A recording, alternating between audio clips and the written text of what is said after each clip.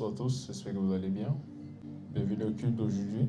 Le Seigneur nous fait grâce une fois de plus d'être là pour entendre son esprit nous parler. Comme la Bible nous dit dans le livre des Psaumes, il est bien que les frères demeurent ensemble. Et chaque fois que nous avons cette opportunité pour se rassembler afin d'entendre Dieu, c'est très important. Peut-être c'est une chose habituelle, on le fait constamment, mais chaque rendez-vous avec Dieu est un rendez-vous spécial. Seigneur, en ce moment, nous allons écouter ton esprit nous parler à travers ta parole. Change nos cœurs, fais une nouvelle chose dans nos vies. Transforme-nous, Seigneur, et glorifie-toi à travers nous, au nom puissant de Jésus-Christ. Amen. Alors en ce jour, nous allons parler d'un sujet très particulier, un sujet très important et je dirais même clé pour l'œuvre de Dieu dans la vie d'un enfant de Dieu. Vous savez, Dieu nous a sauvés pour une raison. Nous avons été sauvés pour servir Dieu. Plusieurs pensent qu'ils ont été sauvés pour ne pas aller en enfer. Si le seul but de Dieu, c'était de t'empêcher d'aller en enfer, une fois que tu es sauvé, il devait te prendre. Tu devais aller au ciel. Mais pourquoi après ton salut, il va te laisser ici? Pourquoi après avoir accepté Jésus-Christ, Dieu te permet encore d'être dans ce monde? Pourquoi est-ce qu'il te laisse ici, malgré le fait que tu es déjà enfant de Dieu? C'est parce que tu as un rôle à jouer. C'est parce qu'il y a quelque chose que c'est toi seul qui es capable de faire.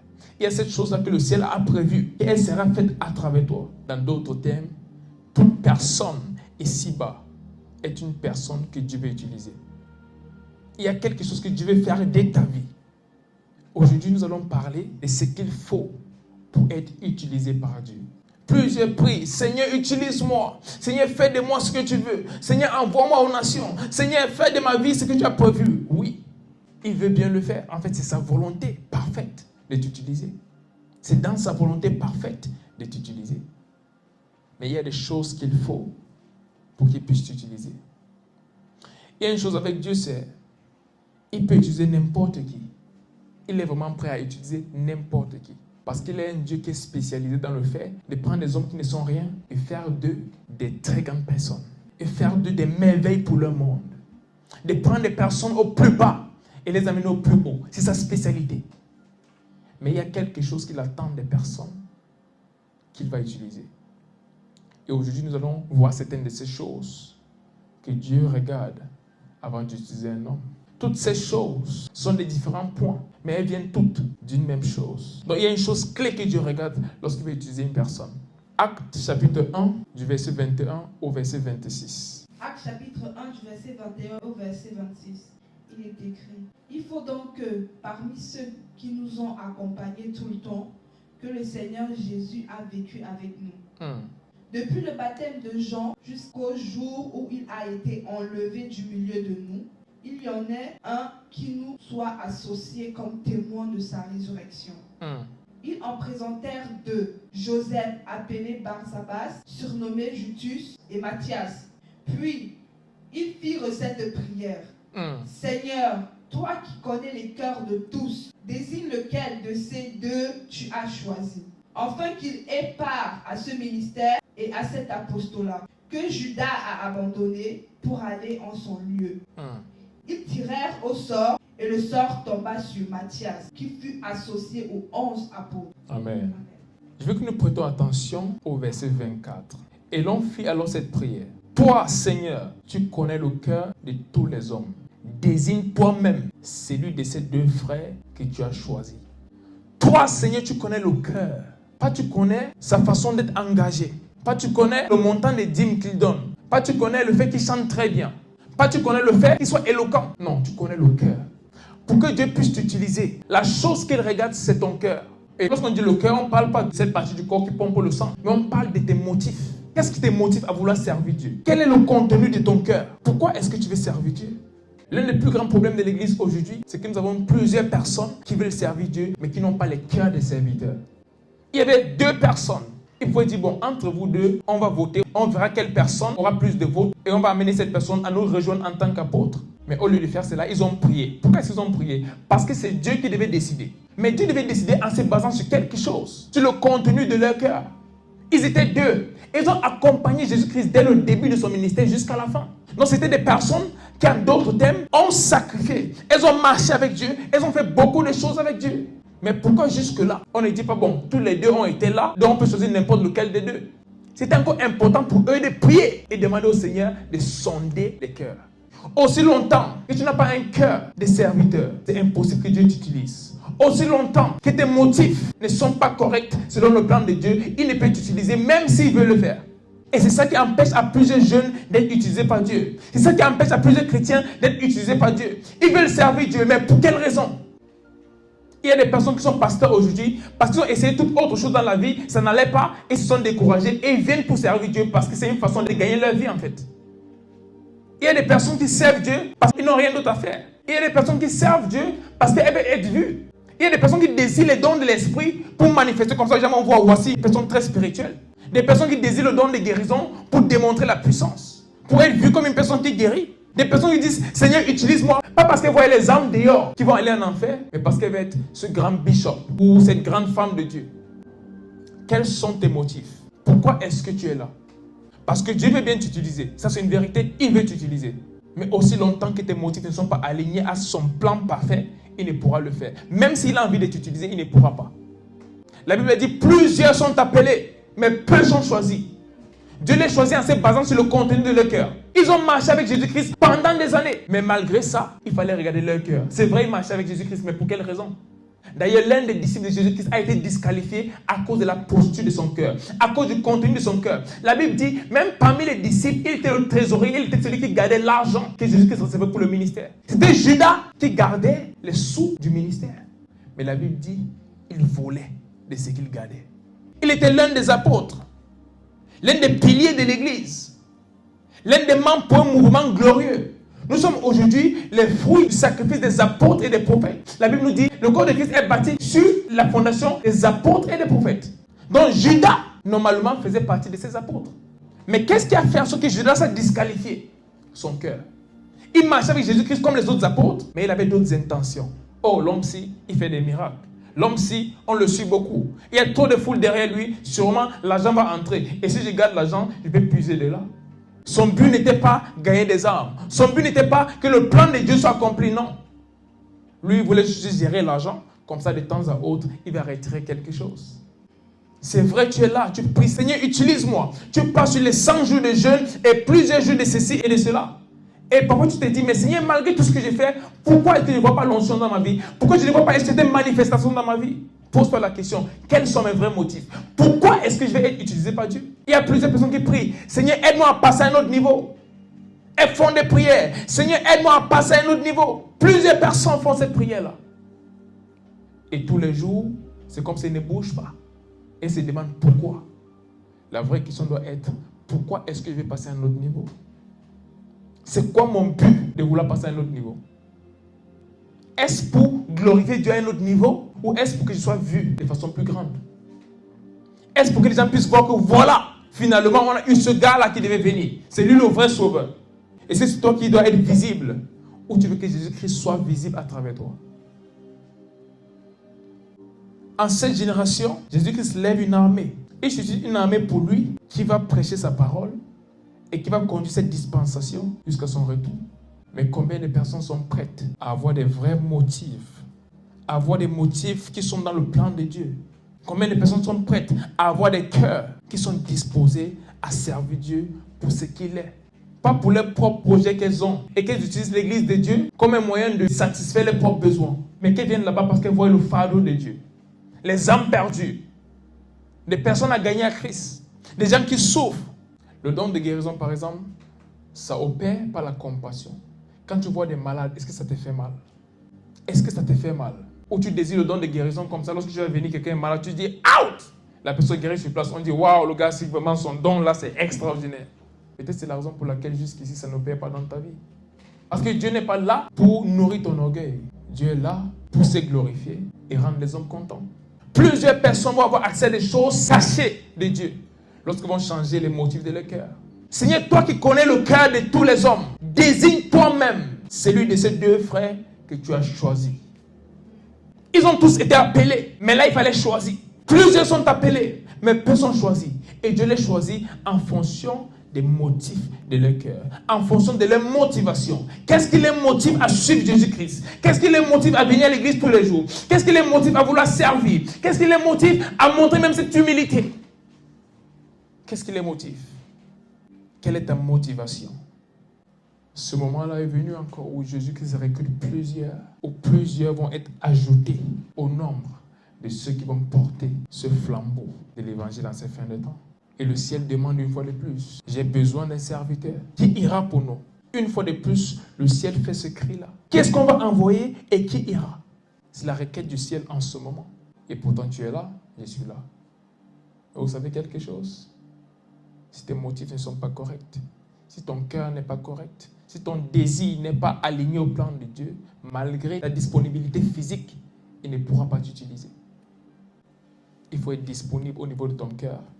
Et cela, c'est à travers tes motivations. Lisons 1 Samuel chapitre 16, verset 7.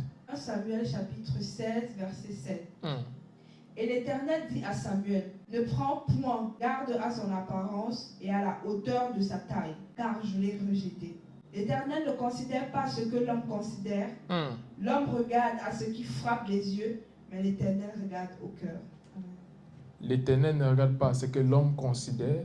L'homme considère ce qui frappe aux yeux, mais l'Éternel regarde le cœur.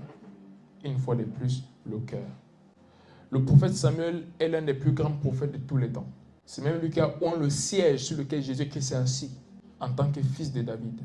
C'est lui qui a oint David, qui est un vrai exemple d'un roi et d'un sacrificateur, qui est notre description dans la Nouvelle Alliance. Voilà à quel niveau le prophète Samuel était. Mais la Bible nous dit ici qu'il est allé pour oindre un roi pour Israël, dans la maison de Jesse. Je ne sais pas si c'est en français on dit Jesse ou c'est Jesse. L'un des fils du père de David avait physiquement tout ce qu'il fallait pour être un roi. Il était beau, il était fort physiquement. Tout ce qu'il fallait pour un roi, il l'avait. Mais Dieu a regardé à celui-là, il a dit, je l'ai rejeté. Car je ne regarde pas à ce qui est visible. Je ne regarde pas à ce qu'on fait extérieurement. Peut-être dans ta façon de servir Dieu aujourd'hui, plusieurs te regardent et se disent, waouh, voici une personne que Dieu va utiliser. Mais Dieu ne regarde pas ce que les autres la regardent, il regarde ton cœur. Quels sont tes motifs? Peut-être tu es tous les jours à l'église en train de faire des choses, tu nettoies le sol, tu arranges les bancs, tu fais ceci, tu vas chez le pasteur, faire des choses et tout le reste. Ça c'est bien. Mais pour quelle raison? Plusieurs personnes font ça afin d'être bien vues par les autres. Certaines personnes font ça afin d'obtenir des faveurs de leurs leaders. Certaines personnes servent comme ça à l'église parce qu'elles vont avoir une place. Et plusieurs pensent qu'en faisant ça, ils servent Dieu. Non, ils perdent leur temps. Parce que Dieu regarde le cœur. Est-ce que tu cherches la reconnaissance des hommes quand tu fais des choses, ou tu fais ces choses parce que tu attends que Dieu se glorifie à travers elles? Et même les hommes de Dieu sont victimes de ces choses-là. Parfois tu arrives à un culte, tu veux manifester la puissance de Dieu, pas parce que tu sais que les vies vont être transformées, mais tu veux qu'on dise que waouh, ce pasteur il est fort. Quand il arrive, tout change. Ne tombons pas dans le piège de faire des choses extérieurement, pourtant à l'intérieur, nous n'avons pas les motifs corrects, parce que nous allons perdre le temps. La Bible dit Dieu est esprit et que celui qui l'adore en esprit et en vérité. Si tu veux servir Dieu, c'est un esprit et en vérité. Et cela commence par le cœur, ta posture de cœur. Quelle est ta posture de cœur? Lorsque Dieu sonde ton cœur, est-ce qu'il voit un fardeau pour les hommes? Est-ce qu'il voit un fardeau pour ta génération? Ou il voit juste le fait de vouloir se glorifier, de vouloir se faire de l'argent et tout le reste? Et on ne parle pas que du ministère. Peu importe le domaine dans lequel Dieu va t'utiliser, il va regarder ton cœur. Il y a 7 ans, Dieu veut qu'ils soient des grands politiciens dans les nations. Dieu veut qu'ils soient des dirigeants même dans les affaires. Dieu veut leur confier des très grosses sommes, même dans les affaires. Mais lorsque Dieu regarde leur cœur, ils ne vont pas aider le plan de Dieu. Ils ne vont pas se donner à utiliser ce que Dieu les a donné pour le plan que Dieu a. Ils vont utiliser ces choses-là pour eux-mêmes. Et pour cette raison, Dieu n'arrive pas à les positionner. Parfois, il leur donne un petit truc. Il voit comment il gère ça. Il se dit, si j'amène cet homme-là quelque part, il va faire pire que ça. Certaines, à peine Dieu les bénit financièrement, ils arrêtent de venir à l'église. Le dimanche devient le jour de sport, le jour des réunions. Ils ont toutes les raisons possibles pour ne plus aller à l'église. Et Dieu sonde les cœurs. Et ils pensaient que c'était tout ce que Dieu avait prévu pour eux. Non. Dieu avait prévu des plus grandes choses. Mais il a donné des petites choses et n'arrivait même pas à tenir. À cause des motifs qu'ils avaient au départ. Plusieurs personnes disent, avant je vois certaines manifestations de Dieu dans ma vie. Mais depuis un moment, je ne vois plus cela. Pose-toi les questions. Avant, tu avais un fardeau pour les hommes. Tu priais pour des personnes comme si ta vie en dépendait. Des personnes que tu ne connaissais même pas. Tu jeûnais et priais pour elles. Mais aujourd'hui, est-ce que tu fais les mêmes choses? Quand tu regardes l'appel de Dieu aujourd'hui dans ta vie, c'est une question de, ok, Je serai un grand pasteur, j'aurai une belle maison, j'aurai des voitures, une bonne femme, des enfants, et les gens vont me servir. Voilà ce que tu regardes, et c'est la raison pour laquelle ces manifestations ne sont plus là, et Dieu ne peut pas t'amener plus loin, parce que tes motifs ne sont pas corrects. Les hommes regardent à l'apparence, mais Dieu regarde au cœur. Aussi longtemps que ton cœur n'a pas un contenu qui est semblable à ce que Dieu a comme plan, tu ne peux être utilisé par Dieu. Aussi longtemps que tes désirs ne sont pas alignés aux désirs de Dieu, tu ne peux être utilisé par Dieu. Mais une fois que tu décides que Seigneur, je ne veux pas faire les choses par moi-même, je ne veux pas vivre pour moi-même, mais pour toi, en ce moment-là où tes motivations sont les choses que Dieu désire et non ton agenda à toi, Dieu va t'utiliser et puissamment. Et je déclare à partir de ce jour que ton cœur s'aligne au plan parfait de Dieu. Que toute idée et toute chose dans ton cœur qui n'est pas de Dieu disparaissent maintenant. Et que ce que Dieu a prévu pour les nations en ce moment, ce que Dieu a prévu pour le corps de Christ en ce moment, et même pour ta vie, qu'en ce moment ton cœur saisisse le désir de Dieu, qu'il s'accroche à cela et qu'il décide de faire cela. Et Dieu va t'utiliser puissamment pour bénir les nations et pour honorer son nom, au nom puissant de Jésus-Christ. Alors le prochain point c'est, comment est-ce que Dieu sonde les cœurs? La première chose c'est l'obéissance. Genèse chapitre 12 verset 1. Genèse chapitre 12 verset 1. L'Éternel dit à Abraham, va-t'en de ton pays, de ta patrie et de la maison de ton père, dans le pays que je te montrerai. Et le verset 4. Le verset 4. Abraham partit comme l'Éternel le lui avait dit. Et Lot partit avec lui. Abraham était âgé de 75 ans lorsqu'il sortit de Charan. Amen. L'obéissance. Dieu dit à Abraham, va-t'en de ton pays, de ta patrie et de la maison de ton père, dans le pays que je te montrerai. 2 versets plus tard, Abraham partit comme l'Éternel le lui avait dit, et l'autre partit avec lui. Abraham était âgé de 75 ans lorsqu'il sortit de Charan. Dieu a demandé à Abraham de quitter là où il était pour aller à un pays qu'il va lui montrer. En ce moment, il était encore Abraham. Il n'était pas encore devenu Abraham, il était encore Abraham. Et la Bible dit, il n'a même pas posé de questions. Seigneur, où est-ce que tu m'amènes? Combien de temps est-ce qu'on va passer en route? Non. Dieu dit, quitte ton pays et va où je vais te montrer. Abraham prit ces choses et quitte son pays et se met en route pour là où Dieu va lui montrer. L'obéissance. L'obéissance, ce n'est pas répondre à ce que Dieu t'a demandé de faire quand tu veux. L'obéissance, c'est répondre instantanément à la demande du ciel. Pour que Dieu puisse t'utiliser, il va sonder ton cœur au niveau de l'obéissance. Il va tester ton obéissance. Combien est-ce que tu es prêt à obéir? Et comme je viens de dire, obéir, ce n'est pas faire la chose à son heure, c'est faire la chose quand on te demande de la faire. Ça fait longtemps que Dieu te dit, laisse cette chose. Et tu sais que c'est la voix de Dieu qui te parle. Parfois, il envoie même des personnes venir te parler. Il dit, quitte cette relation, ce n'est pas ce qu'il te faut. Cesse de faire ceci, ce n'est pas ce qu'il te faut. Ce n'est pas mon plan pour toi. Mais tu dis, non Seigneur, tu sais que j'aime cette personne. Seigneur, tu sais que j'aime trop l'argent maintenant, donc je ne peux pas arrêter de vendre la drogue et tout le reste. Et pendant tout ce temps, tu penses qu'il va juste se passer de ça et t'utiliser malgré lui-même. Non. La Bible dit, il est fidèle à sa parole. Il a dit à Abraham, quitte ton pays et va dans le pays où je vais te montrer. Et la Bible parle dans le verset 2 et 3. Que là-bas, je serai avec toi, je vais te bénir, je maudirai ceux qui vont te maudire et je bénirai ceux qui te bénissent. Il y avait une promesse. Mais la promesse avait une condition. Abraham devait quitter.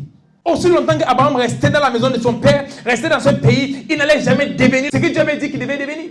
Il n'allait jamais devenir un père des nations. Jamais il devait être le père des nations. Mais il est devenu cela parce qu'il a accepté d'obéir instantanément quand Dieu a parlé. Il ne savait pas dans quel pays il allait. Il ne savait pas ce qu'il allait trouver dans ce pays.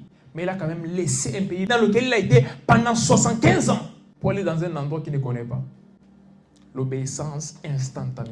Pour que Dieu t'utilise, il va te tester au niveau de ton obéissance. Est-ce que tu es prêt à obéir? Est-ce que tu es prêt à obéir lorsqu'il parle? Lorsque l'Esprit de Dieu te demande de faire des petites choses, est-ce que tu es prêt à obéir? Ou à chaque fois tu dis non, c'est vrai, j'entends ce que tu dis, mais j'aimerais, j'ai envie de... Non, l'obéissance. La deuxième chose, c'est le service. Luc chapitre 16, verset 12. Luc chapitre 16, verset 12. Et si vous n'avez pas été fidèle dans ce qui est à autrui, qui vous donnera ce qui est à vous? Plusieurs personnes veulent arriver au sommet. Plusieurs personnes veulent être utilisées par Dieu.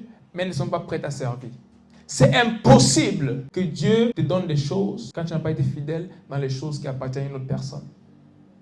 Plusieurs étudiants dans nos ministères aujourd'hui, ils ont fait 2-3 rêves où Dieu leur dit, je t'appelle au ministère, ils partent ouvrir un ministère. Qui t'a envoyé ouvrir un ministère? Sans servir, tu peux ouvrir un ministère. Qui t'a envoyé? La Bible a des principes. Il faut passer par le service. C'est l'une des choses que Dieu utilise pour sonder ton cœur. Parfois, tu veux même aller loin dans le business et il te place sur quelqu'un. Il te dit, c'est. Et pendant ce temps, tu ne gagnes pas de l'argent et tout le reste, mais tu apprends. Et tu dois être fidèle dans ce que tu fais. Il te confie des petites choses et des choses qui ne sont même pas à toi, des choses de quelqu'un d'autre. Est-ce que tu es prêt à servir? La Bible dit, si vous n'avez pas été fidèle dans ce qui concerne autrui. Quand on parle d'autrui, ça veut dire que ça ne t'appartient pas. Donc pour servir là-bas, ce n'est pas un gain personnel, c'est pour quelqu'un d'autre. Donc tu te vois en train de fournir d'efforts. Tu fais beaucoup de choses. Pourtant à la fin, ce n'est pas toi qui gagne. C'est quelqu'un d'autre. Mais est-ce que tu le fais? Tu es dans ton église. Quelle est la tâche qui est à toi? Quel est le rôle que tu joues? Quelle est cette chose dans ton église qui dépend de toi? Que tu te dis, ok, parce que je suis dans cette église, je ferai ceci. Aussi longtemps que je suis ici, cette chose ne va pas manquer. Aussi longtemps que je suis ici, chaque fois quand j'arrive, je dois ranger les chaises. Parce que j'ai une belle voix où j'ai la capacité de chanter, je vais chanter à l'église. Parce que je peux jouer aux instruments, je vais jouer à l'église. Qu'est-ce que tu fais? Dieu t'a peut-être montré comment les foules se rassemblaient et tu prêchais et des choses se passaient. Mais avant cela, il va passer par beaucoup d'autres choses. Avant de commencer à prêcher, j'ai servi dans la musique pendant plus de 15 ans. Juste jouer au piano, à la batterie, à la guitare. Juste ça. Chaque chose qu'il y avait à l'église, je demande, est-ce que je peux faire? Dieu ne m'avait pas appelé pour jouer au piano. Non. Le piano fait partie de ce que je peux utiliser pour servir Dieu. Mais je suis envoyé comme prophète. Mais avant d'opérer ici à ce niveau, il fallait qu'il serve pendant des années. Et regarde la posture de cœur. Est-ce que tu sers parce que bon, c'est ton rôle, tu viens dimanche, tu joues? Ou même quand tu es chez toi, tu penses à ça. Oh, dimanche, je dois être là, je dois vraiment donner le meilleur de moi-même pour Dieu. Parce que, et regarde ton cœur. Et tout ça sans salaire. Je ne recevais pas un salaire. Je n'ai jamais reçu de salaire pour jouer, peu importe l'église. Jamais. Jamais été payé pour quoi que ce soit. Dieu testait mon cœur. Est-ce que tu le fais parce qu'on te paye? Est-ce que tu le fais parce que le pasteur là-bas t'aime? Si le pasteur te gronde un jour, est-ce que tu vas arrêter de jouer? Si un jour il y a des problèmes à l'église, est-ce que tu vas partir et tu vas laisser ce poste qui était à toi parce que tu as eu des problèmes? Lorsque ton église est critiquée parce que tu ne veux pas la honte, est-ce que tu vas quitter l'église à cause de cela et laisser ce poste qui t'a été confié? Le service. Pour que Dieu t'utilise, l'une des choses dans lesquelles il va te tester, c'est le service. Et là où tu vas servir, ça ne sera pas à ton avantage. Tu seras en train de servir dans quelque chose que Dieu a confié à quelqu'un d'autre. Si tu n'es pas fidèle en ce qui concerne autrui, qui te donnera le tien? Si tu n'es pas fidèle dans le service sous quelqu'un d'autre, Dieu ne peut pas te confier quelque chose. Donc c'est la raison pour laquelle plusieurs personnes prient, jeûnent, font beaucoup de choses, font même des semences et Dieu ne les utilise pas parce qu'elles ne sont pas prêtes à servir. Premièrement, le service est une preuve d'humilité, le service est une preuve d'amour.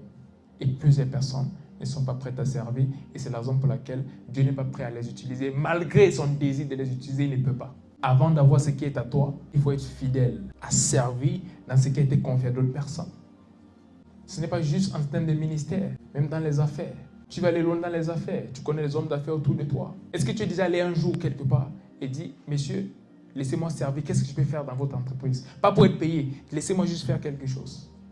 Il y a des personnes autour de vous qui font dans beaucoup de choses. Est-ce que vous partez parfois et vous dites, s'il vous plaît, laissez-moi laver votre voiture aujourd'hui? Pas parce que vous voulez devenir laveur de voiture, non. C'est juste pour servir. Il y a même ton pays, ta nation. Qu'est-ce que tu fais pour ta nation? Il y a plusieurs choses aujourd'hui et tout le monde attend du gouvernement. Qu'est-ce que tu fais pour ce gouvernement? Qu'est-ce que tu fais pour ta nation? Il y a des petites initiatives que les jeunes peuvent prendre pour montrer qu'on aime notre pays. Mais à chaque fois, on critique. Oh, on a fait ceci, on a fait cela. Le gouvernement dirige mal, machin, truc. À ton niveau, qu'est-ce que tu fais? Tu as quelque chose à apporter à ta nation. Qu'est-ce que tu fais en tant que citoyen? En tant qu'enfant de Dieu, qui doit être un exemple d'un bon citoyen, qu'est-ce que tu fais pour ta nation? Ou tu rejoins tout le monde à critiquer. Oh, ce pays, c'est fini. Non, non. Qu'est-ce que tu fais pour changer les choses? Peut-être que tu n'es pas encore ministre dans ce pays. Tu n'es pas encore président dans ce pays. Mais à ton niveau, en tant que citoyen, qu'est-ce que tu fais? tu n'arrives pas à servir la nation en tant que citoyen, tu ne pourras pas la servir en tant que président, tu ne pourras pas la servir en tant que directeur, tu ne pourras pas la servir en tant que ministre ou quoi que ce soit. Peu importe ce que tu peux avoir comme rôle après, si tu ne peux pas servir la nation en tant que citoyen, tu ne pourras pas bien servir la nation lorsqu'on te confie un poste.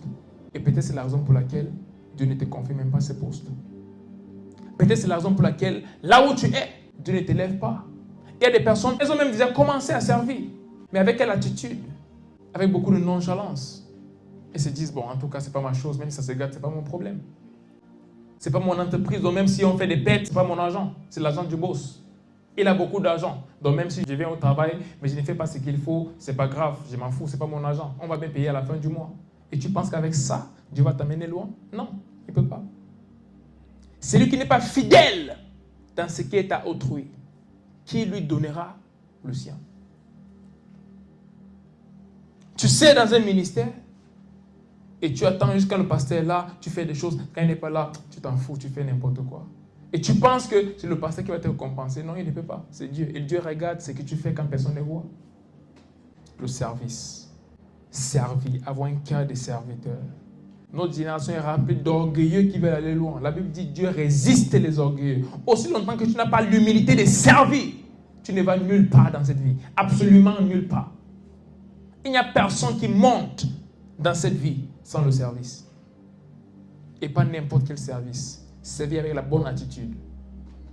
Nous avons des personnes comme Samuel dans la Bible. Il est né par prophétie, il est né pour être un prophète, mais la Bible dit Samuel a grandi dans le temple et il a servi sous Élie. Il a servi sous un autre homme de Dieu. Et la Bible dit même que Élie avait des problèmes parce que Dieu avait disqualifié Élie et ses enfants. Dieu avait disqualifié Élie et ses fils. Malgré ça, Samuel devait servir sous Élie pour devenir le prophète que Dieu avait prévu qu'il soit. On peut parler d'Élisée. Il a servi sur Élie également. Pas le même Élie, mais il a servi sur Élie. Parce qu'il y a un Élie le sacrificateur et l'autre Élie le prophète. Élisée a servi sur Élie le prophète. Et il a suivi partout. Même quand Élie lui a dit, bon, reste ici, je vais aller dans l'autre ville. Élisée a dit, pas de problème, je vais avec vous, mon maître. Et pas derrière Élie. Malgré la distance et toutes les villes que Élie changeait, Élisée marchait avec Élie. Que jusqu'où tu vas, je te suis. Et il a eu le manteau. Pendant que les autres fils des prophètes se moquaient de lui, que mais celui-ci il est fou. Pourquoi il part partout comme ça et tout le reste? Mais lui, il savait ce qu'il cherchait. Il y avait quelque chose qui était prévu pour sa vie. Et il a compris que c'était uniquement dans le service qu'il pouvait l'obtenir. Il a servi Élie. Il est parti avec lui partout. Même Élisée, lorsqu'il est devenu prophète, qu'est-ce qui s'est passé? Il a également eu d'autres prophètes qui servaient sous lui. Il a eu d'autres serviteurs. Même si certains d'entre eux n'ont pas pu hériter du manteau, parce qu'ils avaient des motifs qui n'étaient pas corrects. Ils voulaient s'enrichir. Ils savaient que le prophète, il est doué. Et pour ça, les rois viennent le voir, les personnes influentes viennent le voir. Et lorsqu'ils viennent, elles ne viennent pas comme ça, elles viennent avec beaucoup de choses. Et ils étaient beaucoup plus attirés par les choses qui venaient à cause de l'onction que l'onction même. Non, même les services n'étaient pas d'un cœur de sincérité. C'était à cause de ce qu'ils allaient gagner. Voilà comment l'un d'entre eux, au lieu même de recevoir le manteau, a plutôt reçu une malédiction. Il est devenu un lépreux. Tu veux que Dieu t'utilise? Tu vas servir et tu vas servir avec la bonne attitude. Il me rappelle, même après avoir servi pendant plusieurs années, le Seigneur commence à faire certaines choses à travers moi. Des prophéties, des guérisons, beaucoup de choses. Plusieurs m'ont dit, mais crée une église, commence quelque chose. Tu sais, tu es jeune en plus, vas-y, fais quelque chose. Et pendant des années, je disais non. Je disais non. Malgré ce que Dieu faisait déjà, il testait encore mon cœur. Il me dit, va à telle église et assieds-toi dans la foule comme tout le monde.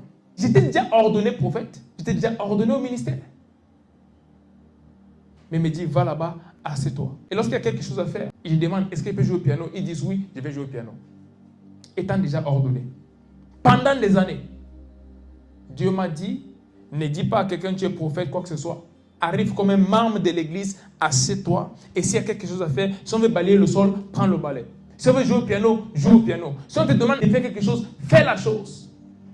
Et je servais même sur des personnes qui n'étaient même pas ordonnées. Certaines de ces personnes venaient de connaître Christ à peine 1 an. Et moi, je servais déjà depuis plus de 15 ans. En ce moment, j'étais déjà ordonné. Mais il m'a dit, malgré ça, va servir et arrive là-bas comme tout le monde. Et c'est comme tout le monde. Tu peux dire, Seigneur, mais regarde, je prophétise déjà. Seigneur, regarde, il y a déjà des guérisons. Seigneur, regarde les miracles tous les jours. Non, non, non, non. Seigneur, regarde, en ce moment même, il y a un plan que tu as pour la jeunesse. Je suis jeune. Pourquoi ne pas me laisser commencer un ministère très jeune? On va voir un jeune que Dieu utilise. Ce n'est pas une question de voir le jeune que Dieu utilise. Dieu voit d'abord le cœur. Et pendant des années, je faisais ces choses-là. Je partais jouer au piano. Je disais, est-ce qu'il y a quelque chose à faire? Est-ce que je peux aider dans quelque chose? Et il servait fidèlement. Je donnais tout ce que j'avais. Mon énergie, mon temps, financièrement, tout. Tout. Étant déjà ordonné, servait dans d'autres ministères fidèlement. Et un jour, l'un de ces ministères dans lequel j'ai servi, un très grand homme de Dieu, c'était le premier jour qu'on s'est rencontrés. Il m'a dit, à partir de ce jour, que les nations entendent ta voix. Il a dit, à partir de ce jour, que les nations entendent ta voix. Voici un homme que pour le rencontrer, c'est difficile. Même des présidents cherchent à le rencontrer. Je l'ai rencontré sans rendez-vous, sans trop me battre. Et juste le jour où il me voit, il ne m'a jamais vu avant. Il m'a dit, à partir de ce jour, que les nations entendent ta voix. Que des personnes sachent que tu as rencontré un prophète. Il a dit, Seigneur, fais de lui une voix et non un écho. Et j'ai su qu'à partir de ce jour-là, les nations vont entendre ma voix. C'est en ce moment que le Seigneur m'a dit, tu as complété le test, va commencer le ministère. C'est en ce moment que le Seigneur me dit, va commencer ce pourquoi je t'ai appelé. Mais il fallait d'abord qu'il me teste dans le service. Les manifestations, beaucoup de choses se passent, même financièrement. Les gens te donnent des semences et tout le reste. Et le Seigneur te dit, cette semence, ce n'est pas pour toi, envoie ça à telle personne, fais ceci, fais cela. Là, c'est un point qui viendra plus bas que le sacrifice.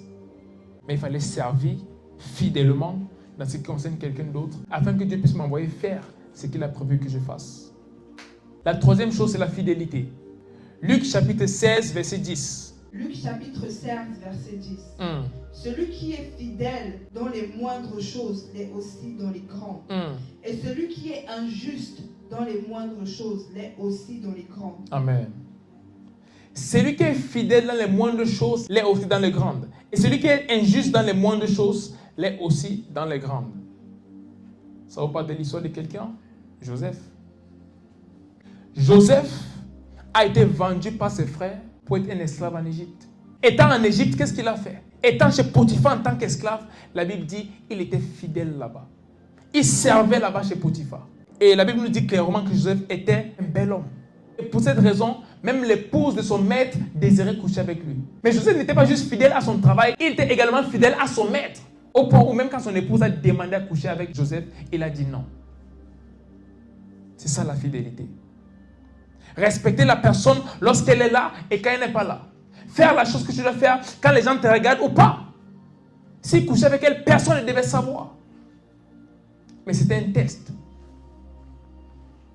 Le même Joseph, à qui Dieu a donné plusieurs visions quand il était plus jeune, comment il était en train de gouverner, et que même ses frères étaient soumis à lui.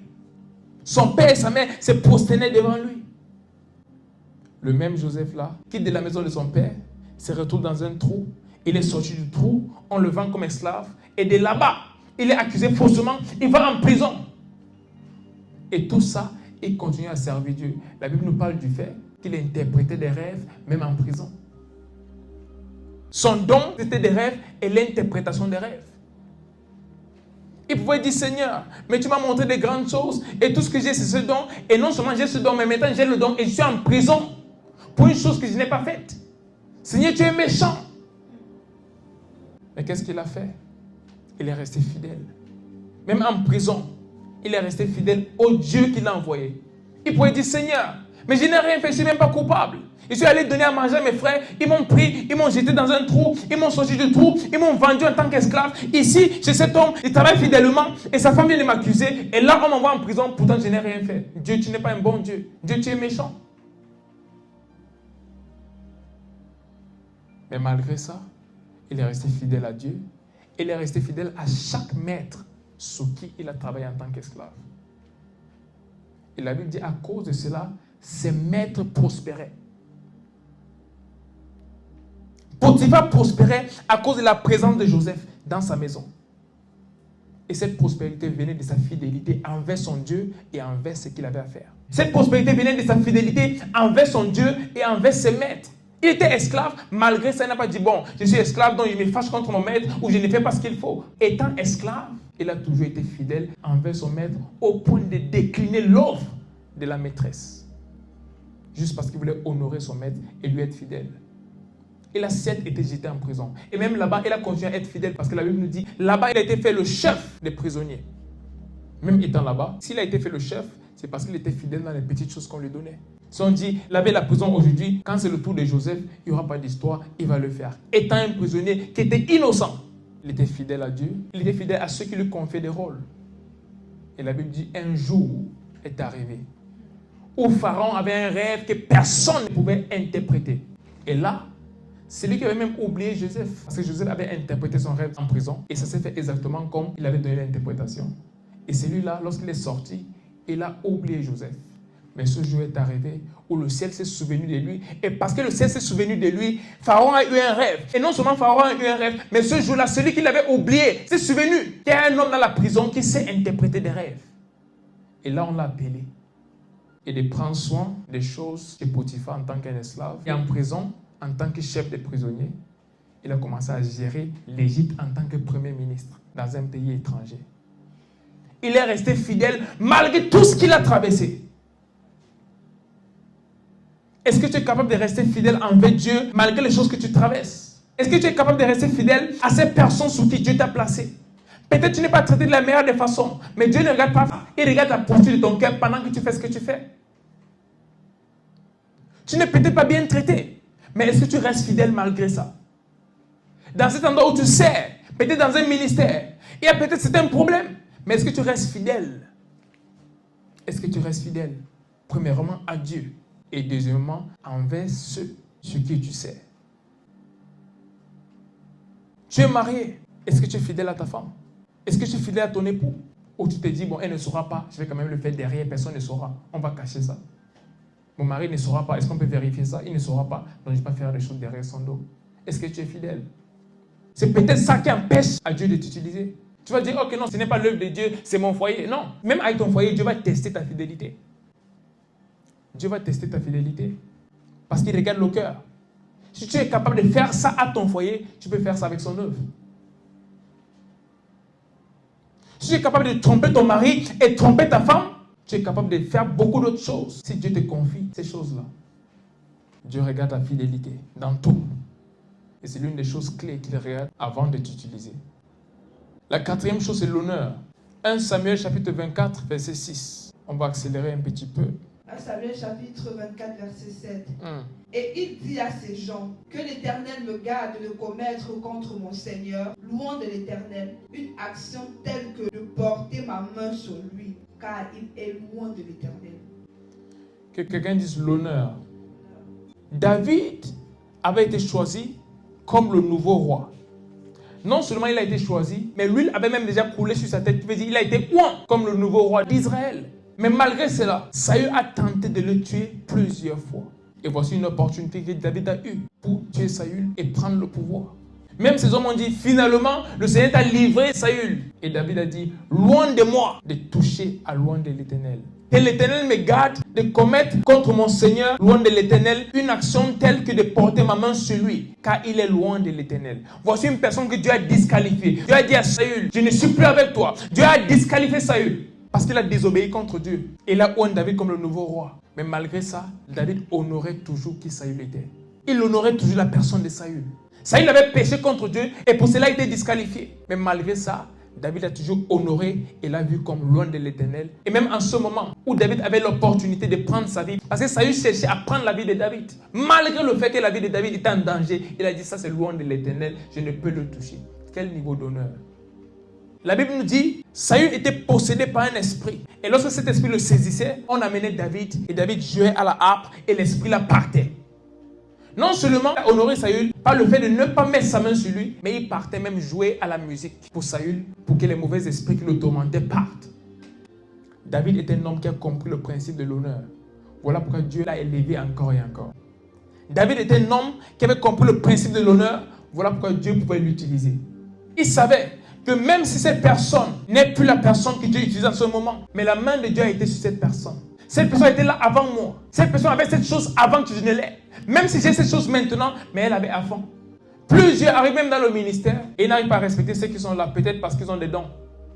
Peut-être parce que c'est une manifestation de Dieu à travers la vie. Tout autre pasteur, tout autre leader, tout autre père dans la foi n'est pas important. Parce qu'en ce moment, c'est moi que Dieu utilise. Et Satan ne s'arrête pas là. Il commence à combattre d'autres personnes. Il commence à vouloir les faire dégager de certains endroits, pensant que parce que Dieu les a oués aujourd'hui, ça veut dire que toute autre personne est sans importance. Mais David savait que voici loin de l'Éternel une personne que Dieu a disqualifiée ouvertement. Que Saül, je ne suis plus avec toi. Tu n'es plus le roi d'Israël. Il a déjà oué quelqu'un d'autre, pas son prophète Samuel. Malgré ça, David a dit, voici loin de l'Éternel. Combien de personnes savent honorer de nos jours? C'est un principe qui a disparu, surtout dans le corps de Christ. Tout le monde veut être l'ami de l'autre. Tout le monde veut se voir au même niveau que les autres. Personne ne veut honorer. Des principes bibliques, on ne veut plus les utiliser de nos jours. Voilà pourquoi tu vois même des chrétiens aujourd'hui, même honorer l'homme de Dieu, leur femme de Dieu. Une personne que Dieu a envoyée pour les guider. De nos jours, on dit non, ne le fais pas. Traite-le comme tu veux, sois comme son ami, appelle-le comme tu veux. Et ils pensent que c'est normal. C'est impossible que Dieu t'utilise quand tu n'honores pas les gens que Dieu a placés avant toi. C'est impossible que Dieu t'utilise quand tu n'honores pas ceux qui sont passés avant toi. Il ne peut t'utiliser lorsque tu n'honores pas ceux-là qui sont partis avant toi. Impossible. Même si tu pries, tu jeûnes, tu fais n'importe quoi, aussi longtemps que tu n'honores pas ceux que Dieu utilisait avant toi, ceux qui l'utilisent même en ce moment, Dieu ne peut t'utiliser. Impossible. C'est ce que tu honores que tu attires. David savait, je peux tuer cet homme, mais il a été roi. Et si je le tue, de la même façon que je l'ai tué, si je deviens roi également, quelqu'un va prendre le pouvoir de la même façon. Je vais également me faire tuer. L'honneur est une chose. On pense, ça nous rabaisse. Mais l'honneur, qu'est-ce qu'il fait? L'honneur nous amène à voir la chose qu'on honore, tout simplement. Donc si Dieu m'a appelé à être un prophète, j'honore les autres hommes de Dieu. Lorsque j'entends les gens critiquer les hommes de Dieu et tout le reste, des jeunes à l'église, on critique ton pasteur. Tu es sous cette onction et tu es parmi ceux-là qui critiquent. Et tu penses que ce que Dieu a prévu pour toi, à travers lui, va se reposer sur ta vie. Ce n'est pas possible. C'est un piège dans notre génération. Où plusieurs jeunes qui veulent servir Dieu sont ceux-là qui critiquent les hommes de Dieu et pensent que l'onction va se reposer sur eux et ils vont faire quelque chose avec Dieu. C'est impossible. C'est juste impossible. Ce que tu n'honores pas, tu ne peux avoir. Ce que tu n'honores pas, tu ne peux avoir. Et ce n'est pas pour dire que ces personnes n'ont pas de fautes ou elles sont parfaites dans tout, non. Saül avait carrément été rejeté par Dieu. Donc Dieu l'a mis de côté, que tu n'es plus le roi. Malgré ça, David a dit, moi je te connais en tant que roi. Je t'ai connu comme roi et même si tu n'es pas le roi aujourd'hui, je t'honore quand même en tant que roi. Et pour cette raison, je ne pose pas ma main sur toi. Même si tu cherches à me tuer, je ne poserai pas ma main sur toi parce que tu es loin de l'Éternel. Combien de fois tu as agi contre les hommes de l'Éternel? Des personnes que Dieu a placées avant toi. Même si elles sont tombées, lorsque les autres se moquent d'elles, qu'est-ce que tu fais? Tu te rejoins à eux pour te moquer des serviteurs de Dieu, pour te moquer des servants de Dieu. Et tu te dis, sûrement un jour, l'onction va se reposer sur moi et je vais faire l'œuvre de Dieu. Et certains ne s'arrêtent pas là. Certains vont au point de les attaquer, au point de vouloir salir leur image, au point de vouloir les dégager de là où ils sont. Il n'y a pas d'honneur. Et là où il n'y a pas d'honneur, il n'y a pas d'héritage. Et c'est un problème clé dans notre génération, surtout en Europe. Il n'y a pas d'honneur. Tout le monde est l'égal de tout le monde. Je vois même les enfants qui parlent à des aînés. Appellent les aînés par leur nom. Quelqu'un qui a 20 fois ton âge. Tu vois des enfants, mais à la maternelle. Appeler les pauvres par leur nom. Et pour eux, ça ne les gêne pas. Ils pensent que c'est une bonne chose. C'est de la stupidité. C'est de la stupidité. Et chaque société qui est bâtie comme ça ne peut jamais servir Dieu. Parce que dans ce royaume, il y a des choses, il y a des principes. Et l'honneur fait partie des principes dans ce royaume. Aussi longtemps que tu n'honores pas, tu ne peux avoir cette chose-là. Une chose que tu n'honores pas est une chose que tu ne peux avoir. Il y a cet esprit d'orgueil, surtout ici en Europe, contre les hommes de Dieu. Il y a cet esprit d'orgueil dans l'église, où on trouve l'honneur comme un problème. Pourquoi honorer? Pourquoi le faire? Les gens qui n'ont encore rien fait avec Dieu veulent se voir au même niveau que ceux qui ont sacrifié toute leur vie pour Dieu. Et ils pensent que Dieu va les utiliser. Impossible. Il faut honorer les efforts fournis par les autres. Il faut honorer le sacrifice des autres. Il faut honorer le temps qu'ils ont passé à payer un prix. Parfois, même là où tu es aujourd'hui, c'est parce que les gens ont payé un prix. Plusieurs viennent à Christ aujourd'hui, ils disent, bon non, les pères de la foi, c'est rien, il n'y a pas ça dans la Bible, les généraux de Dieu, ça ne compte pas. Ok, tu sais combien d'entre eux ont payé un prix pour que tu puisses avoir la Bible aujourd'hui? Tu sais combien d'hommes de Dieu sont morts pour que la Bible puisse exister aujourd'hui? Quand on tuait chaque personne qui avait une Bible, ils ont protégé la Bible. Ils ont dit, mieux on me tue, mais la Bible passera à une nouvelle génération. Quand on a banni des Bibles dans plusieurs nations, des hommes de Dieu prenaient des Bibles et priaient. Ils disent, Seigneur, je vais entrer dans cette nation et partager la parole de Dieu. Si je meurs, ce n'est pas grave. Plusieurs sont morts en faisant ça. Mais aujourd'hui, tu as le salut. Et tu dis, tu ne veux pas honorer les pères? Et c'est le problème de notre génération. C'est le problème de notre génération et surtout de l'Église. Il n'y a pas d'honneur. Et voilà pourquoi il y a très peu d'impact. Voilà pourquoi il y a très peu de jeunes que Dieu utilise vraiment. Plusieurs sont peut-être dans le ministère, mais combien est-ce que Dieu utilise vraiment? Parce que prêcher n'est pas être dans le ministère. Être dans le ministère, c'est faire ce que Dieu veut que tu fasses. Et faire ça comme il le veut. Et plusieurs n'ont pas eu ce que Dieu a prévu pour eux parce qu'ils n'ont pas pu honorer les personnes. Laissez-moi vous dire ceci, et je vous le dis toujours. Je suis un produit de plusieurs grâces. Je suis un produit de plusieurs grâces. Depuis mon enfance, j'ai servi sur plusieurs hommes de Dieu. Et jusqu'aujourd'hui, étant prophète, je sers encore sur d'autres hommes de Dieu. Il y a des églises dans lesquelles je vais juste pour jouer au piano. Étant ici, même avec ce ministère, je vais là-bas juste pour jouer au piano. Il y a des hommes de Dieu, lorsqu'ils arrivent dans la ville où je suis, et j'apprends qu'ils sont là, directement je demande qu'est-ce qu'il faut que je fasse. Vous avez besoin d'un chauffeur, je suis le chauffeur. Vous voulez quelqu'un pour nettoyer le sol, je suis là. Pourquoi? J'honore ses pères. Ce que j'ai aujourd'hui, même si Dieu me l'a donné, ils ont payé un prix. Et s'il va avoir ce qui est sur leur vie, je dois les honorer. Ce que Dieu a placé pour toi, même des manteaux, les manteaux sont sur les hommes. Tu veux le manteau, tu vas honorer ce manteau à travers la personne qui le porte. Sans ça, ce manteau ne pourra se reposer sur toi. Honorez les personnes qui sont parties avant vous. Même si elles ont commis des erreurs, ne copiez pas les erreurs, mais honorez-les. Parce que sans l'honneur, Dieu ne peut t'utiliser. Et voilà l'une des choses clés, je répète, l'une des choses clés qui empêche à la jeunesse de ma génération d'être utilisée par Dieu. C'est le manque d'honneur qui vient d'un orgueil sponsorisé par l'enfer. Où des gens qui ne connaissent absolument rien veulent être en égalité avec des gens qui connaissent beaucoup. Parfois, vous n'avez même pas un écart en termes d'âge. Ça peut être des jeunes comme toi, mais est-ce que tu as le niveau avec Dieu? Honore-les, ce ne sont pas tes amis. Nous sommes tous pareils devant Dieu en termes de son amour pour nous, mais pas en termes d'utilité. Et l'utilité devant Dieu dépend du sacrifice, dépend des expériences avec lui. Et donc, vous êtes peut-être au même endroit, et on entend des choses comme « Non, nous sommes tous enfants de Dieu. Pourquoi dire que celui-ci est ceci et tout le reste ?» Est-ce que tu as l'impact qu'il a? Vous êtes tous enfants de Dieu, mais est-ce que tu as son impact? Et s'il a cet impact, c'est parce qu'il y a quelque chose qu'il fait avec Dieu. C'est parce qu'il y a des choses par lesquelles il est passé. Il a payé un prix pour être là où il est. Un prix que tu n'as pas encore payé. Et malgré ton âge, peu importe ce que tu as, aussi longtemps que tu n'es pas à ce niveau, honore le niveau. Ce n'est qu'ainsi que tu iras là-bas. Si ma génération comprend ça, on va aller loin. Mais aussi longtemps qu'on veut chercher à frôler les épaules d'égalité, ou même avec des gens qui ne sont pas à notre niveau, laissez-moi vous dire la vérité. Tous les hommes ne sont pas au même niveau. Devant Dieu, en termes de son amour, nous sommes au même niveau. Parce que la Bible dit qu'il a une même mesure d'amour pour nous tous. Mais en termes de valeur devant Dieu, non. La preuve, Dieu était prêt à tuer tout l'Israël et recommencer un nouveau peuple avec Moïse. Un seul homme comptait pour Dieu plus que tout l'Israël. Tout un peuple. C'est Moïse qui s'est opposé. Il dit non, Dieu, loin de toi de faire une telle chose. Notre Dieu qui est au ciel voulait tuer tout un pays et commencer un autre pays avec un seul homme.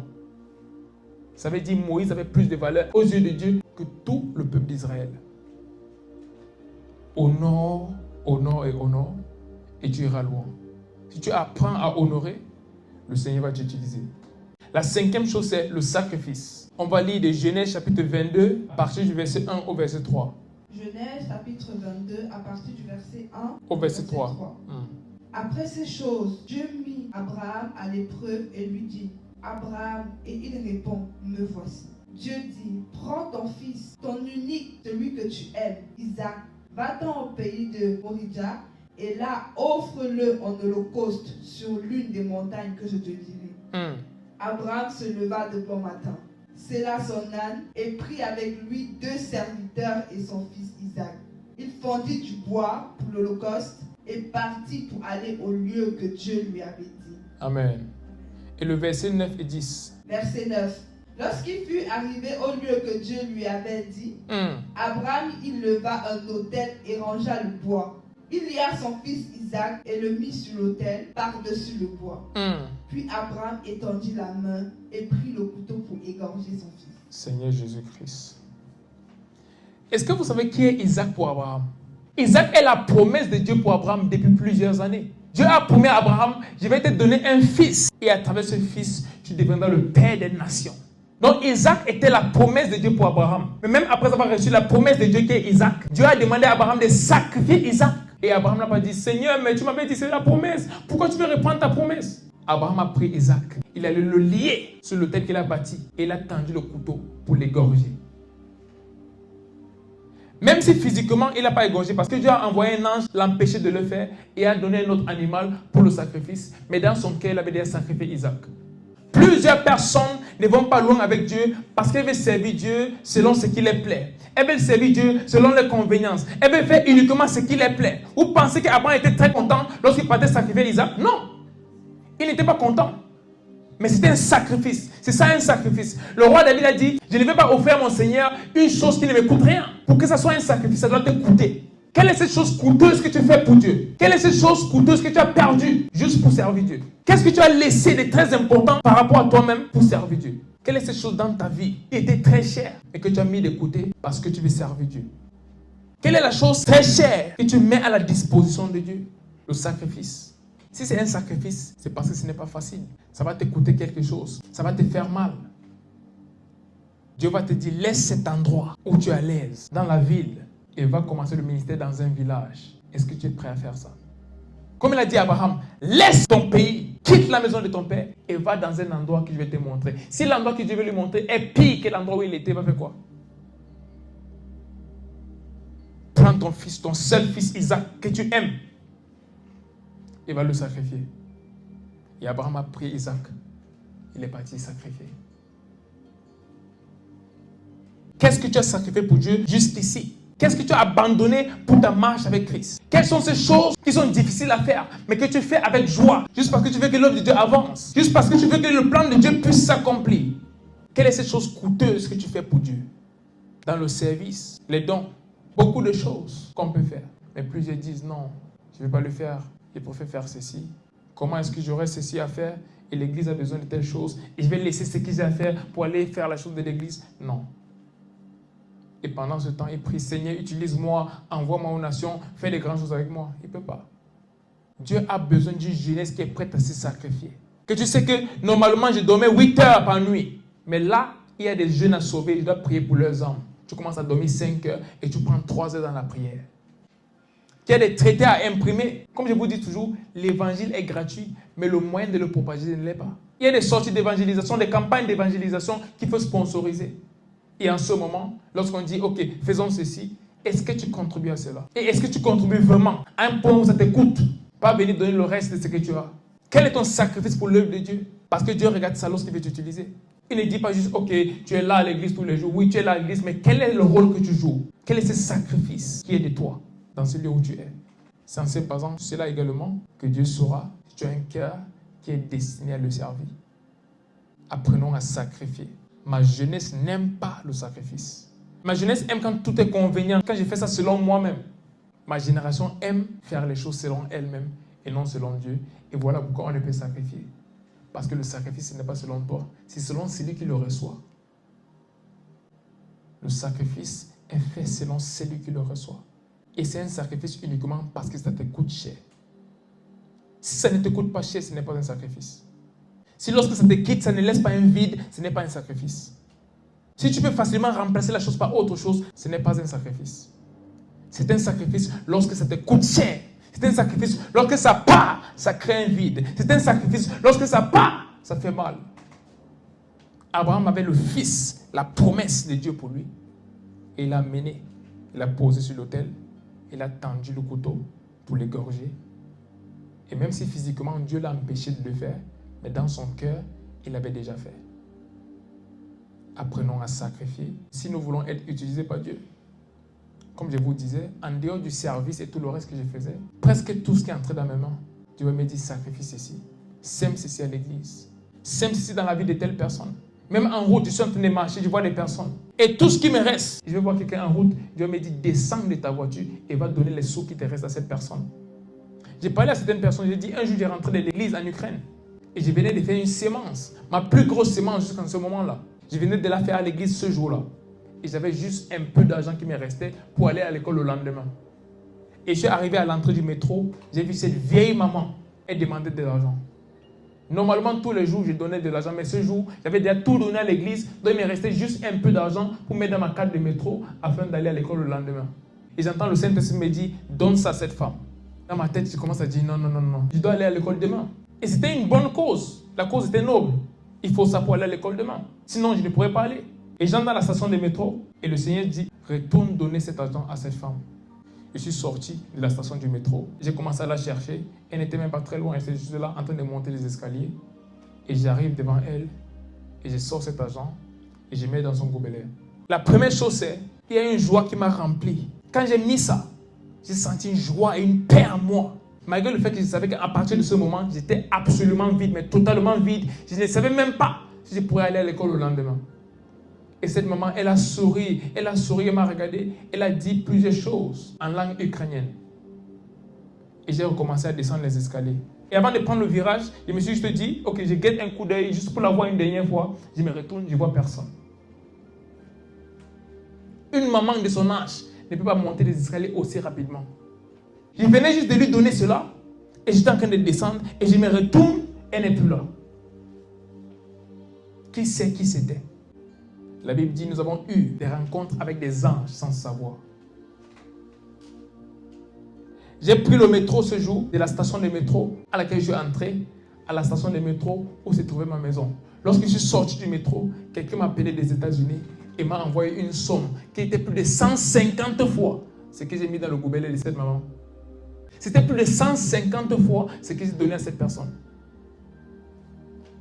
Pas un autre jour. Juste le temps d'entrer dans le métro ici, et sorti de l'autre côté, j'ai reçu une somme de quelqu'un qui était plus de 150 fois ce que j'avais donné à cette dame.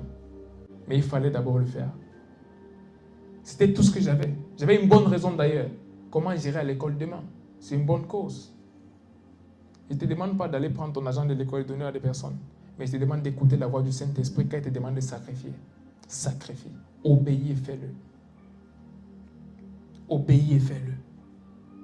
Et ce n'est même pas juste en termes d'argent. Parfois, tu vas sacrifier des finances, mais ce n'est pas en termes de finances que ça va revenir. Ça va revenir en autre chose. Et parfois, ce n'est même pas des finances que tu sacrifies. C'est ton temps, comme je disais tout à l'heure. Prier pour des âmes. Normalement, tu dors 7 heures. Mais maintenant, il y a des âmes à gagner. Tu dois aller prêcher à des personnes. Mais comment aller prêcher sans prier pour elles? Tu passes 2 heures de temps à prier, donc tu dors maintenant 5 heures. Le sacrifice. Si tu veux être utilisé par Dieu, tu dois vivre une vie de sacrifice total. Ceux que Dieu utilise sont ceux qui se sacrifient. Dieu n'utilise pas les gens qui font les choses à leur moment, qui font les choses selon elles. Il utilise des gens qui font les choses selon lui. Et servir Dieu demandera encore et toujours du sacrifice. Toujours. Donc si tu veux être utilisé par Dieu, tu dois t'attendre à sacrifier à chaque fois. Tu dois t'attendre à mener une vie de sacrifice. Et j'ai pris qu'à partir de ce jour, le Seigneur t'aide à mener cette vie-là au nom puissant de Jésus-Christ. La 6e chose, c'est la foi. Romains chapitre 4, verset 3, la Bible dit, Abraham crut à Dieu et cela lui fut imputé à justice. Comment est-ce qu'il a cru à Dieu? La Bible nous fait comprendre que Dieu lui a demandé de quitter là où il était pour aller dans un pays inconnu. Il a eu la foi en Dieu, il a obéi, il est parti.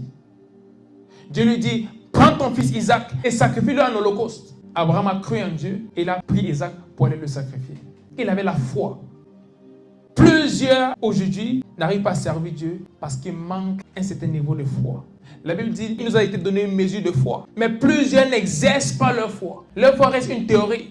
Je crois en Dieu, mais je ne crois pas que je pourrais le faire. Non, tu ne crois pas en lui. Je crois en Dieu, mais ce qu'il me demande de faire, c'est difficile, c'est compliqué, c'est risqué. Tu ne crois pas en lui. Et quand tu n'as pas la foi, Dieu ne peut t'utiliser. La Bible nous dit même, sans la foi, il est impossible de plaire à Dieu. C'est dans le livre d'Hébreux. C'est impossible de plaire à Dieu sans la foi. Mais plusieurs veulent même le servir sans la foi. Il te demande, fais cette chose. Et tu dis, Seigneur, si je fais cette chose, comment est-ce que je pourrais faire l'autre chose que j'avais prévu faire? Seigneur, si je vais dans cet endroit où tu m'envoies, comment est-ce que ma vie sera? Peut-être il te demande de quitter un endroit qui est avantageux selon les hommes pour aller dans un autre endroit. Et il a prévu quelque chose pour toi là-bas. Mais tu restes sur l'aspect physique. Si je quitte cet endroit où je suis pour aller à cet autre endroit, comment est-ce que je vais faire? Pour certains, il a même dit, laissez ce que vous faites comme travail et entrez dans le ministère. Ils disent, non. Le ministère là où les pasteurs peinent à manger, ils peinent à avoir de quoi se nourrir et prendre soin de leur famille. Je vais laisser mon travail d'ingénieur, mon travail de footballeur, mon travail de banquier pour aller faire ça? Non. Et parce qu'ils n'ont pas la foi d'obéir à Dieu et de laisser la chose qu'ils ont pour aller là où Dieu les attend, ils n'auront jamais ce que Dieu a prévu pour eux. Pour que Dieu puisse t'utiliser, tu dois avoir la foi et tu dois marcher par la foi. La Bible dit, le juste vivra par la foi. Si tu es juste, tu dois vivre par la foi. Et c'est l'une des choses que Dieu regarde avant d'utiliser un homme. Il regarde si cet homme croit en lui et si cet homme est prêt à agir sur sa foi à chaque fois. Il y a plusieurs choses que Dieu m'a demandé de faire que je ne pouvais même pas partager avec les gens. Parce que j'ai partagé, ils allaient me dissuader. Plusieurs choses que Dieu m'a demandé de faire. Même mes propres parents, je ne les disais pas. Parce qu'ils m'ont dit, oui, c'est vrai, c'est Dieu, mais tu es notre fils. C'est normal en tant que parent, ils vont se sentir comme ça. Ils veulent ton bien. Ils veulent ton bonheur. Et parfois, on peut tellement vouloir ton bien qu'on te sorte du plan de Dieu. Dieu va te dire, quitte cet endroit et va à tel endroit. Il m'a dit ça. Je ne suis pas venu en France parce que je voulais venir en France. Moi, j'avais d'autres projets pour ma vie. Et la France, croyez-moi, ne faisait pas partie des pays dans lesquels j'allais m'installer. Pas du tout. C'est la voix de Dieu dans ma chambre. Quitte l'Ukraine, va en France. Et j'ai pris la route. On m'a dit non, va en Allemagne, il y a des meilleures opportunités, va à tel pays. J'ai dit non, Dieu m'a dit France. C'est ce que j'ai entendu, c'est France. Par la foi, je suis arrivé ici. Plusieurs m'ont dit, oh, comment tu auras des papiers en Allemagne? On avait des personnes qui pouvaient t'aider pour des papiers. Ici en France, personne ne va t'aider. J'ai dit, Dieu m'a dit, va en France. S'il m'a dit, va en France, je lui fais confiance. Il va me mettre tout en place pour que je puisse avoir tout ce qu'il me faut. Aujourd'hui, toutes ces choses-là, c'est de l'histoire ancienne. J'ai tous mes papiers, tout ce qu'il me faut. Parce que j'ai obéi à la voix de Dieu. Même si je n'ai pas vu les choses, mais au moins j'ai entendu la voix. Ça, c'est mon témoignage à moi. Il y a plusieurs autres choses. J'ai entendu des hommes de Dieu à qui Dieu a dit, quittez la ville où vous êtes et allez commencer un ministère dans un village. Des hommes de Dieu qui étaient professeurs d'université, des hommes de Dieu qui étaient docteurs dans beaucoup de choses, Dieu leur demande de quitter, non seulement de quitter leur emploi, mais aussi de quitter la ville et aller commencer un ministère dans un village. Et aujourd'hui, ils sont parmi les plus grands dans le monde. Et les gens disent que non, ils ont fait ceci, ils ont mis leurs mains quelque part. Est-ce que vous savez quel niveau de foi il a fallu pour obéir à une telle chose? Où tu quittes le bonheur physique pour aller dans un endroit qui est comme recommencer ta vie à 0 ou même à -5. Des endroits où il n'y a pas d'ouverture. Il n'y a pas d'ouverture, tout est fermé. Et Dieu te demande de laisser tout ce que tu avais pour aller dans cet endroit-là, pour commencer son œuvre. Et tu obéis. Ça, c'est la foi. Et c'est impossible que Dieu t'utilise sans la foi. Écoutez l'histoire du pasteur Chris. Quand il a laissé même ses études pour se lancer dans le ministère, il a dit, on a dit dans sa famille qu'on est fier de lui par rapport à beaucoup de choses, sauf le fait qu'il aille à l'université pour à la fin laisser les études pour venir être pasteur. Ils ont dit, pourquoi tu n'as pas décidé d'être pasteur depuis? Comme ça, on ne t'envoie même pas à l'université. Donc pour eux, c'était une perte de temps et une perte d'argent de l'envoyer à l'école pour qu'il finisse par être pasteur. Il a abandonné les études après pour servir Dieu. Et pour eux, c'était une perte de temps. Mais aujourd'hui, regardez. Un seul programme de cet homme. Plus de 7 milliards de personnes dans le monde sont connectées en une fois. Une fois. 7 milliards de personnes. Vous avez vu quel programme dans le monde qui rassemble 7 milliards de personnes? Et il n'est pas en train de danser. Non. Il est en train de prêcher la parole de Dieu. Et des milliards dans le monde se connectent. Plusieurs personnes ont laissé plusieurs choses pour Dieu. Je me rappelle des hommes de Dieu qui Dieu a dit, laisse tout ce que tu fais et va me servir. Voici des hommes de Dieu qui étaient riches. Des hommes de Dieu qui avaient des affaires, ils avaient beaucoup de choses. Et Dieu dit, abandonne ça, va me servir. Pour obéir à ça, il faut la foi. Plusieurs personnes veulent investir dans ça. Et tu vois comme c'est une bonne opportunité et Dieu te dit, investis plutôt dans l'autre chose. Et tu te dis, non Seigneur, regarde, même les experts du marché disent ça. Et Dieu te dit, investis là-bas. Est-ce que tu as assez de foi pour investir où Dieu te demande d'investir?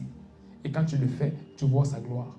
Tu vois comment cela monte. Et ceux dans quoi tout le monde partait investir échoue. Mais combien ont la foi d'écouter ce que Dieu dit et d'agir instantanément? La foi est l'une des choses que Dieu va regarder avant de t'utiliser. C'est l'une des choses sur lesquelles il va sonder ton cœur. Est-ce que tu crois en lui? Est-ce que tu crois en chaque parole qu'il te donne? Même si physiquement ce qu'il dit n'a pas de sens, mais est-ce que tu vas appliquer cela parce que c'est lui qui le dit? La 7e chose, c'est l'humilité. La Bible nous dit clairement que Dieu résiste les orgueilleux, mais il fait grâce à ceux qui sont humbles. Aussi longtemps que tu n'as pas l'humilité, Dieu ne peut t'élever. Si tu vois un homme qui a été élevé par Dieu, c'est parce qu'il était humble. Toute personne élevée par Dieu, c'est un résultat de l'humilité. Aussi longtemps que tu n'es pas humble, Dieu ne peut t'élever. Maintenant, être humble, ce n'est pas prendre une posture physique où tu fais comme si tu es un faible. Non, ça, ce n'est pas l'humilité. L'humilité, c'est vraiment une posture de cœur. Voir Dieu pour qui il est, voir des gens pour qui ils sont. Ne pas se voir au-delà de qui tu es réellement. L'humilité est une chose clé quand tu veux servir Dieu. Et c'est impossible de faire toutes les autres choses dont j'ai cité en haut sans être humble. Il faut l'humilité pour avoir la foi. Savoir que dans ta propre pensée, cette idée est stupide. Mais parce qu'elle vient de Dieu, elle est l'idée la plus sage du monde. Donc je l'applique parce qu'elle vient de Dieu. Il faut me soumettre à la volonté de Dieu. Et ça, c'est l'humilité. Pour honorer d'autres personnes, les voir pour qui elles sont et voir que ce sont les personnes que Dieu a placées avant moi ou devant moi, je dois être humble pour voir ça ainsi. Pour obéir à Dieu, je dois être humble pour dire, voici ma décision, mais voici ce que Dieu a dit. Donc je me rabaisse et je me soumets à la décision de Dieu malgré mes propres pensées, malgré mes propres décisions. Pour servir, il faut être humble. Ce n'est même pas ta chose, c'est la chose de quelqu'un d'autre. Et tu dois te donner pleinement et entièrement à faire ça. Plusieurs ne peuvent pas. Mais ceux qui servent sont des personnes humbles.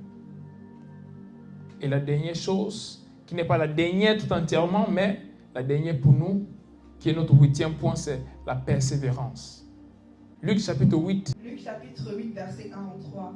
Or, il y avait une femme atteinte d'une perte de sang depuis 12 ans, qui avait dépensé tout son bien pour les médecins sans qu'aucun n'ait pu la guérir. Elle s'approcha par derrière et toucha le bord du vêtement de Jésus.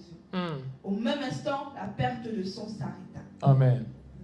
La Bible nous dit pendant 12 ans, cette femme avait un problème, qui était un problème de perte de sang. Cette femme était atteinte d'une perte de sang depuis 12 ans. Elle avait tout dépensé chez les médecins sans aucune solution. Mais malgré ça, elle cherchait toujours une solution. Après 12 ans d'essai, elle a encore essayé d'autres moyens de trouver sa guérison. Elle n'a pas dit, bon, ça fait 12 ans que j'essaye, bon, j'abandonne. Non. Elle a décidé de persévérer, qu'un jour, j'aurai ma guérison. Je ne sais pas où, je ne sais pas quand, mais une chose est sûre, un jour, je serai guéri. Après 12 ans de partir de médecin en médecin sans solution, elle a vu Jésus-Christ, elle a dit, je vais encore aller toucher, ne serait-ce que sa robe. Et je crois que je serai guéri. Plusieurs personnes font toutes ces autres choses, mais est-ce qu'elles arrivent à persévérer lorsqu'il y a des choses qui ne sont pas confortables? Est-ce qu'elles arrivent à persévérer dans les moments difficiles? Dieu ne travaille pas avec des personnes qui abandonnent à chaque petite chose, non. Pour que Dieu t'utilise, il doit se rassurer que tu es capable de tenir ferme même face à l'adversité. Il y a des choses dans ta vie pour lesquelles tu pries depuis longtemps et il n'y a pas de réponse. Et Dieu voit si tu vas continuer à le servir malgré ces choses-là. Cette femme, depuis 12 ans, elle cherche une solution. Elle cherche, elle va chez des médecins. La Bible dit qu'elle avait dépensé tout ce qu'elle avait. Tous ses biens chez des médecins sans aucune réponse, sans aucune solution. Malgré ça, elle n'a pas croisé les bras. Elle a vu Jésus-Christ, elle a dit, ok, je vais encore tester une fois de plus. Et ce jour-là, elle a eu son miracle. Sans la persévérance, c'est impossible d'être utilisé par Dieu. Impossible. Sans la persévérance, Dieu ne peut t'utiliser. Il est très important que les enfants de Dieu comprennent qu'en tant qu'enfants de Dieu, certaines choses vont prendre du temps pour se faire. Et parce que ces choses prennent du temps, il est très important qu'on persévère jusqu'à la fin. Et en ce moment, j'aimerais te dire quelque chose. Ouvrons dans Hébreux chapitre 10, verset 36. Hébreux chapitre 10, verset 36. Car vous avez besoin de persévérance, afin qu'après avoir accompli la volonté de Dieu, vous obteniez ce qu'il vous est promis. Amen. Car vous avez besoin de persévérance, afin qu'après avoir accompli la volonté de Dieu, vous obteniez ce qui vous est promis. C'est la persévérance qui t'amène à obtenir la promesse. Tu as peut-être fait ce que Dieu attendait de toi. Mais est-ce que tu es capable d'attendre le moment de la promesse? Est-ce que tu es capable d'attendre le moment de la récompense? Plusieurs chrétiens, ils finissent ce qu'ils doivent faire et ils pensent que c'est fini. Non. Peut-être à la fin de ce que tu as fait, la récompense ne viendra pas tout de suite. Est-ce que tu es capable de persévérer jusqu'à ce que Dieu te récompense pour ce que tu as fait? La Bible nous dit ici qu'après avoir accompli la volonté de Dieu, vous obteniez ce qui vous est promis. Il y a une promesse de Dieu pour ta vie. Dieu t'a promis plusieurs choses. Mais est-ce que tu es capable d'attendre jusqu'à l'accomplissement de ces choses-là? Malgré les circonstances, malgré la réalité autour de toi, est-ce que tu es capable d'attendre jusqu'à ce que le moment que Dieu a désigné pour l'accomplissement de ces choses-là arrive? Il est très important d'avoir cette patience en tant qu'enfant de Dieu, de persévérer jusqu'à ce que Dieu a prévu s'accomplisse selon son plan parfait. Plusieurs personnes avortent leur destinée parce qu'elles n'ont pas de persévérance. Elles n'arrivent pas à persévérer. Il y a cette impatience que nous avons. Une fois que la chose ne se fait pas selon notre programme, on abandonne. Que non, ça, ce n'est pas le plan de Dieu, je laisse. Non, c'est le plan de Dieu, mais tu n'es pas juste capable d'attendre jusqu'à la fin. Sois patient, sois persévérant. Sans ça, tu ne peux accomplir le plan de Dieu pour ta vie. Pour accomplir le plan de Dieu pour sa vie, ça demande beaucoup de patience, ça demande beaucoup de persévérance. Et je déclare qu'en ce jour, vous serez patient et vous serez persévérant au nom puissant de Jésus-Christ. Qu'à partir de ce jour, vous soyez patient et que vous soyez capable de persévérer jusqu'à ce que la promesse de Dieu pour vous s'accomplisse. Pour être utilisé par Dieu, il faut l'aimer, rester en joie et lui être fidèle même pendant les épreuves par lesquelles vous passez. Jacques chapitre 1, verset 2 au verset 4. Mes frères, regardez comme un sujet de joie complète les diverses épreuves auxquelles vous pouvez être exposés, sachant que l'épreuve de votre foi produit la patience. Mais il faut que la patience accomplisse parfaitement son œuvre afin que vous soyez parfaits et accomplis, sans faillir en rien. Il y a ce comportement à avoir pendant que vous passez par toutes ces épreuves, et c'est celui de la joie. La Bible dit, soyez en joie, que cela soit un sujet de joie pour vous. Peut-être en ce moment, tu n'as pas d'argent dans ton compte en banque, mais parce que tu sais Dieu, que ça soit un sujet de joie pour toi. Même s'il y a des difficultés dans ta vie, pendant que tu sais Dieu, que cela soit un sujet de joie. Tu attends peut-être encore un partenaire pour ta vie, mais que pendant que tu sais Dieu, tu le fasses dans la joie. Ne sais pas Dieu étant fâché parce que c'est des choses que tu attends dans ta vie qui ne sont pas encore là. Il y a l'attitude à avoir pendant qu'on attend l'accomplissement de la promesse de Dieu. Pendant qu'on passe par ces épreuves, il y a l'attitude à avoir parce que ces épreuves ne sont pas là pour nous démolir ou pour nous détruire. Dieu les utilise pour nous préparer. Et il faut avoir cet esprit de joie pendant que tu passes par toutes ces choses. Il faut les approcher avec joie. Il faut aimer Dieu malgré ce que tu traverses. Il faut être fidèle à Dieu malgré ce que tu traverses. Il faut servir Dieu malgré ce que tu traverses, sachant que l'épreuve de votre foi produit la patience. Et lorsque la patience accomplit parfaitement son œuvre, vous n'allez faillir en rien. L'épreuve de votre foi produit la patience, et cette patience vous permet d'attendre jusqu'à l'accomplissement de la promesse de Dieu. Et je déclare dans vos vies à partir de ce jour, cela se fait au nom puissant de Jésus-Christ. Et maintenant, nous avons juste un sujet de prière avant de clôturer. Et on va lire Psaume chapitre 51, verset 10. Ô Dieu, crée en moi un cœur pur, renouvelle en moi un esprit bien disposé. En ce moment, tu vas prier et tu vas dire, Père, donne-moi ton cœur. Crée en moi un cœur pur et renouvelle en moi un esprit bien disposé. Pour que Dieu t'utilise, tu dois avoir un cœur pur. Tu dois pouvoir pardonner. Tu dois pouvoir laisser des choses derrière toi et avancer. Pour que Dieu t'utilise, tu dois avoir un cœur qui soupire après lui. Et en ce moment, dis Seigneur, crée en moi un cœur pur. Peu importe comment mon cœur a été toutes ces années. En ce moment, crée en moi un cœur pur et renouvelle en moi un esprit bien disposé. Élève ta voix et parle au Seigneur. Seigneur, crée en moi un cœur pur. Tout ce qui ne t'honore pas dans ma vie, Seigneur, je déclare qu'elle dégage maintenant. Tout ce qui est dans mon cœur, Seigneur, qui ne t'honore pas, je déclare qu'il sort de mon cœur en ce moment. Crée en moi un cœur pur et un esprit bien disposé. Un esprit disposé à te servir. Un esprit disposé, Seigneur, à faire ta volonté. Un esprit disposé, Seigneur, à servir ton peuple. Un esprit disposé, Seigneur, à aller là où tu m'envoies. Un esprit disposé, Seigneur, à obéir. Un esprit disposé, Seigneur, à honorer. Un esprit disposé, Seigneur, à faire ta volonté tous les jours de ma vie. Crée en moi un cœur pur en ce moment, Seigneur. Et renouvelle en moi un esprit bien disposé. Liko bragadon si aftenongre dia soprahate. Aide-moi à faire ta volonté, Seigneur. Aide-moi à faire ta volonté tous les jours de ma vie. Et pour cela, j'ai besoin d'un cœur pur. Un cœur qui ne garde rien de ce qui n'est pas de toi. Un cœur qui ne garde pas l'amertume, qui ne garde pas la colère, même contre des personnes qui m'offensent. Un cœur qui libère tout et qui ne retient uniquement ce qui est de Dieu. Un cœur dont le contenu est uniquement le plan de Dieu et rien d'autre. Un cœur capable de bénir ceux qui me maudissent. Un cœur capable d'être fidèle à Dieu malgré les choses qui se passent. Donne-moi un cœur pur. Donne à mon frère et à ma soeur un cœur pur et renouvelle en eux un esprit bien disposé afin que nous puissions faire ta volonté selon ton cœur et qu'en ce dernier jour, tu nous accueilles comme des fidèles et bons serviteurs, ceux qui ont décidé de faire ton œuvre selon toi et non selon eux-mêmes. Que cela soit notre partage à partir de ce jour, au nom puissant de Jésus-Christ. Amen. Où tu es en ce moment, si tu as tes offrandes, tes dîmes, ta sémence, tu peux juste approcher et mettre cela devant l'autel. Et pour ceux qui sont en ligne, il y a un lien PayPal dans la description et également un numéro de téléphone à contacter. Si vous n'avez pas PayPal et vous avez d'autres moyens de faire des paiements, contactez ce numéro et nous allons vous donner toute information qu'il vous faut. Que Dieu vous bénisse. Seigneur, j'ai prié pour tes enfants en ce moment qui donnent les offrandes, les dîmes, les sémences, les dons, peu importe. J'ai prié en ce moment que tu les bénisses, Seigneur, et que cela soit un point de contact pour un autre niveau au nom puissant de Jésus-Christ. Parce qu'ils répondent, Seigneur, en honneur à ta parole et à tes principes. Je déclare que toutes les bénédictions qui accompagnent ces principes soient les partages au nom puissant de Jésus-Christ.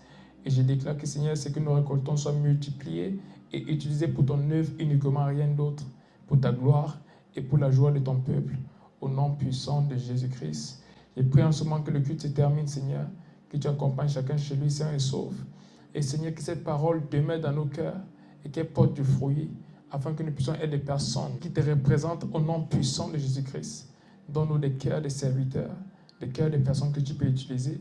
Même à partir de ce jour, nous déclarons que nous avons des cœurs purs et des esprits bien disposés à faire ton œuvre fidèlement au nom puissant de Jésus-Christ. Amen. Soyez bénis. Il y a d'autres personnes qui disent, j'ai commis tellement de fautes, je ne sais même pas si Dieu va m'accepter.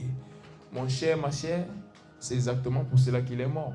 Parce que tu ne peux le faire par toi-même. Il a dit, c'est un don, afin que personne ne puisse s'enorgueillir.